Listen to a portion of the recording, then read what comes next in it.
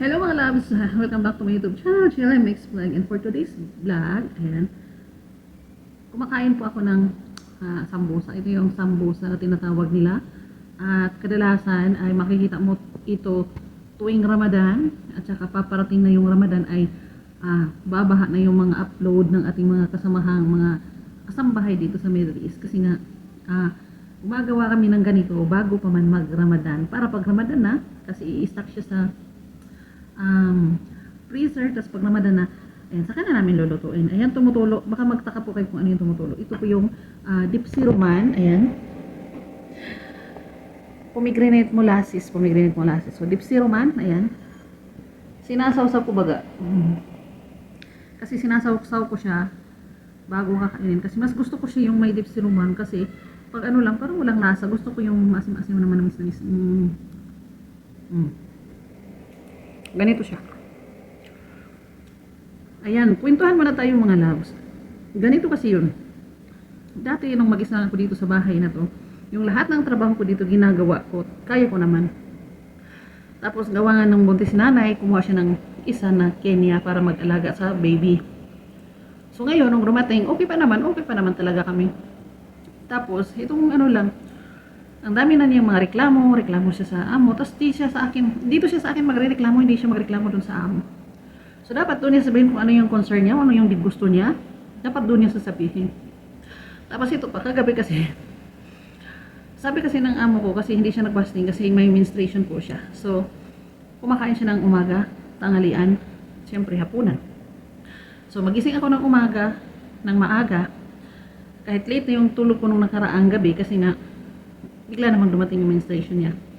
So, kailangan kong ipag-ano siya, handa ng kanyang agahan. So, yun. Agahan, tanghalian, tapos nung gabi, kumain siya. Tapos doon siya kumain ng suhor sa kanyang nanay.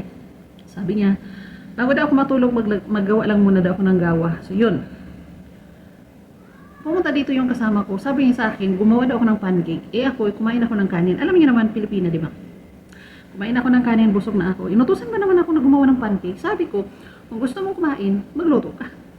Hindi ka ang amo ko at hindi kita pagsilbihan. Sabi ko, kesyo nga daw, may bata daw siya, ganito, ganyan.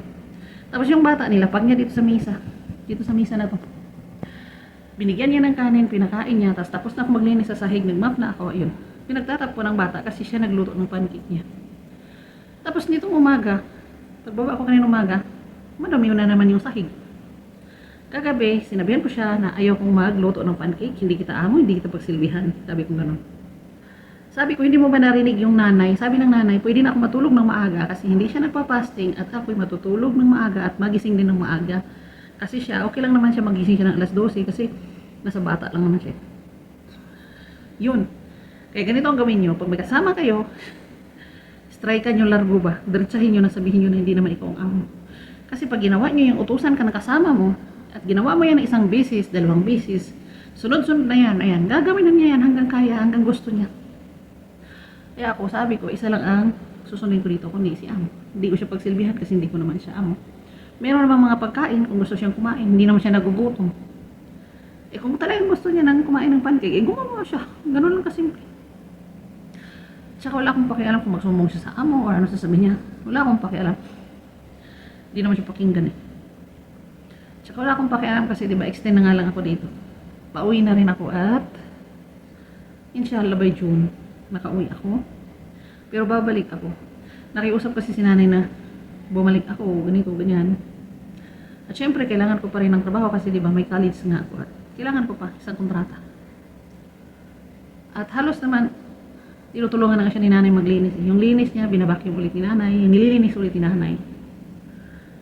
Tsaka yung bahay naman, hindi naman ganun kalakihan. Hati naman kami sa trabaho. Ang ayaw ko lang ay, yung utos-utusan ko ba na, magluto ka ng pancake, magluto ka nga ng cake, kasi umalis si amo. Ano ngayon kung umalis si amo? Hindi naman kita amo, di ba? Kung gusto kang kumain, magluto ka. Ganon ang gawin nyo, mga labs. Yan. Yung mga kasamahan ko dyan, yung mga kagaya kong kasambahay, na may mga kasama. Sabihin yung ganon, diretsahan. Totoo pala yung sinasabi na, swertihin ka man sa amo, mamalasin ka naman sa kasama, o di ba? So ganon lang yun. Ganon ang gawin nyo, mga loves. Grabe talaga yung pagtaba ko. Sa bagay, mataba naman talaga ako nung umalis ako. Imagine, umalis ko sa amin is 100 kilos. Papauwi na ako, 100 pa rin. Wala naman nagbago.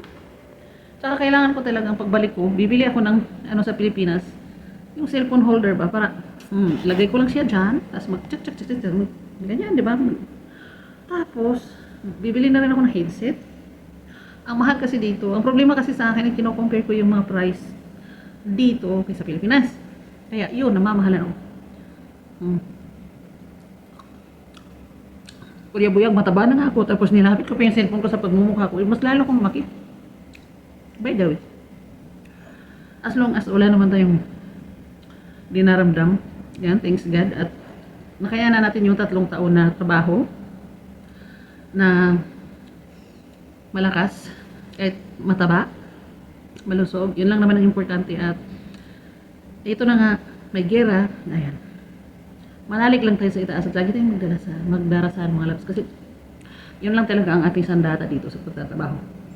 So yung video ko is ano na, mahaba na. Kailangan ko nang magtapos aking daldal dito. Yun lang, ang ibig kong ano, yun lang ang ibig kong iparating sa ating mga katulad kong kasambahay na may mga kasama, lalo na pag ibang lahi. Yun talaga. Pag inutusan kayo na isang bisis, 2 bisis, sasagutin nyo, pa rin yung inuutos nila, uulit-ulitin nila yun. At akala nila sila yung amo. So yun lang ang masasabi ko. Ito lang talaga. Diretsahin mo na. Sabihin nyo lang, hindi ko kayo amo. So that's all for today's video. Ayan, thank you so much for watching. God bless us all. Mag-comment po kayo at babalikan ko kayo. Maraming salamat po. Bye-bye. Ingat.